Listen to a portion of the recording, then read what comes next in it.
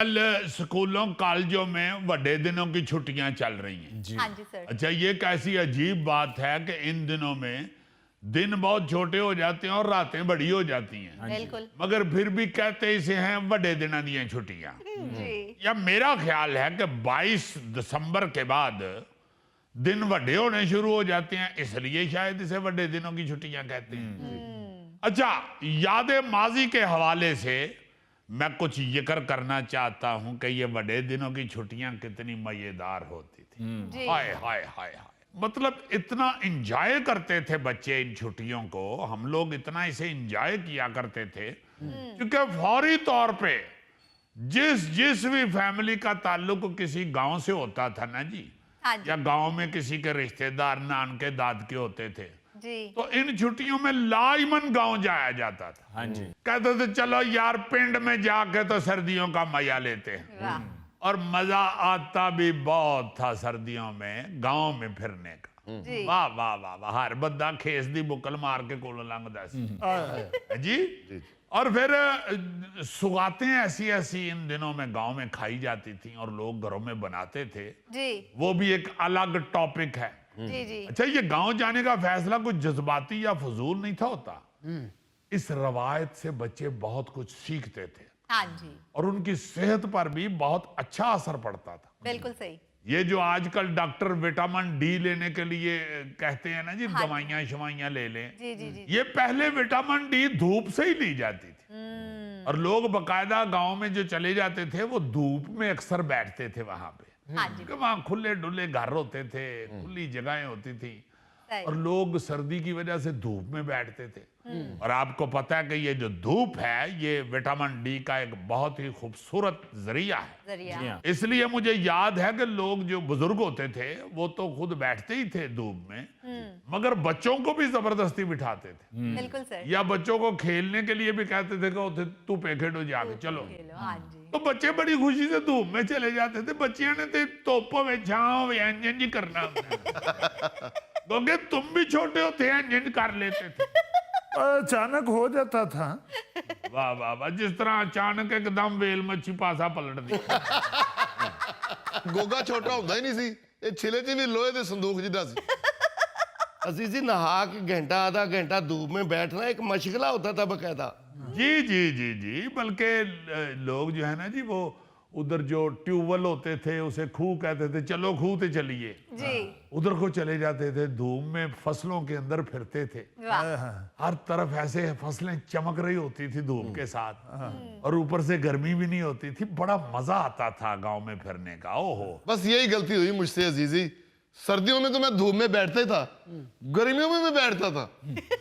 ओहो, वैसे तो सियाने कहते ने कि गौरी नु तो पैर रखो छामे रखो ही कोई गल नहीं।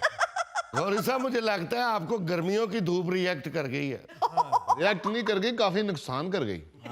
मैं जब गांव जाता था तो फसलों में जाकर मैं 10-12 गन्ने चूस जाता था। क्या कहने जी, क्या कहने, उधर से ही मशहूर हुआ हुआ है ना जी कि गोगा अगर कमाद च वड़े तो कमाद तबाह कर देता।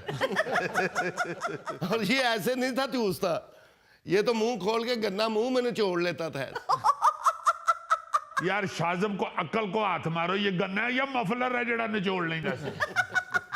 अच्छा, एक और चीज आपको याद कराऊं, जी सर।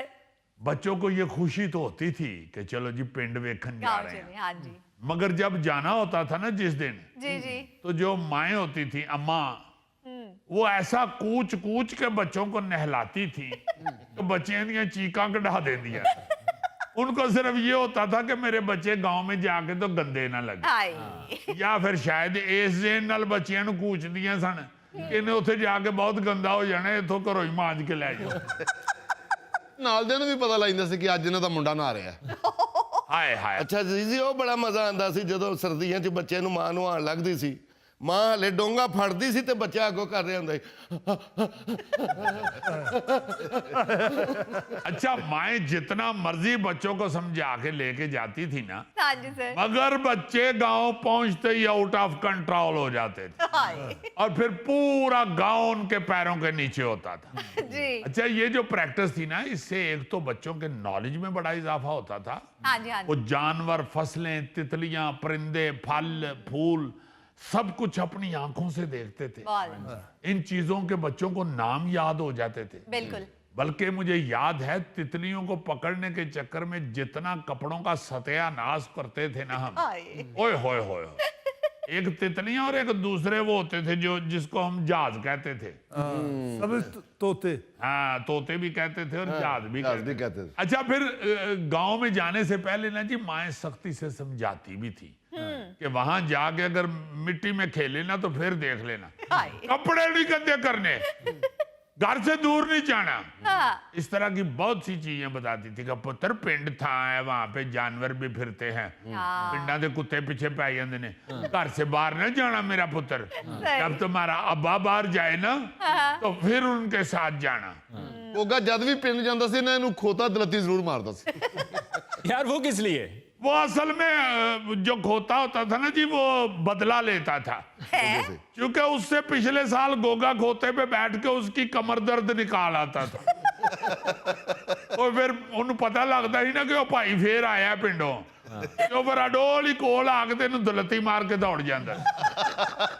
अच्छा, ये जो जनरल नॉलेज है, ये जो बच्चे प्रैक्टिकली हासिल करते थे, ये भले आप किताबों में लिख भी दें तो वो हासिल वसूल नहीं हो सकता कि जो कि प्रैक्टिकली होता था। जी जी, मैं आपको बता रहा हूं ना जी कि परिंदों के नाम हमें इसी तरह याद हुए हैं। अब बच्चे बेचारे कायदा आगे रख के तो लगे होंगे ने कि ये क्या है, ये तोता है, ये क्या है, ये मैना है, ये क्या है, ये भाई इस तरह नहीं। बच्चों को बाहर निकालें, वो खुद अपनी आंखों से ये चीजें देखें सारी, जी। और उनमें एक कॉन्फिडेंस पैदा होता है। नॉलेज तो जो मिलता है हाँ जी। एक कॉन्फिडेंस पैदा होता है। बिल्कुल हमने अपनी आंखों से ये चीज देखी हुई है। और बहुत कुछ, यही नहीं कि ये परिंदे तितलियां ये वो, और बहुत सी चीजें ऐसी होती थी, बहुत सी चीजें जो गांव जाके पता चलता था कि ओए अच्छा ये ऐसे होता है। जी जी जी जी। मतलब मेरे लिए तो वो बड़ा सरप्राइज था जब मुझे पहली दफा मैंने ये गंदम की फसल देखी। वाह। अच्छा। क्योंकि गंदम तो हमने देखी हुई थी, वो बोरियों में आ जाती थी ना जी घरों में, हाँ जी हाँ जी। और अक्सर घरों में गंदम ही आती थी। फिर उसको साफ सूफ करके हमारी माएं, अल्लाह ताला उनको करोड़ करोड़ जन्नत नसीब करे। क्या उस दौर की अजीम माएं थी, क्या माएं थी। वो इतनी मेहनत के साथ वो गांव से मंगवाई हुई गंदम को धो के उसे फिर दोबारा खुश्क करके साफ करके फिर उसका आटा बनवाती थी। वाह जी। अच्छा, मैंने जब पहली दफा जाके वो गंदम की फसल देखी ना जी, हाँ जी, हाँ जी। उसका सिटा देखा और उसके अंदर से वो जो कनक जिसे हम कहते हैं वो गंदम के दाने निकले, हाँ जी। और मैं इतना खुश हुआ, आप यकीन माने कि मुझे ऐसे लगा कि ये मुझे क्या पता चल गया, वाह। क्योंकि मुझे ये अंदाजा ही नहीं था कि ये गंदम के दाने कहाँ पे उगते हैं, दरख्तों के साथ उगते हैं या किसी फैक्ट्री में बनते हैं। छोटे छोटे तो हम होते थे। जी जी।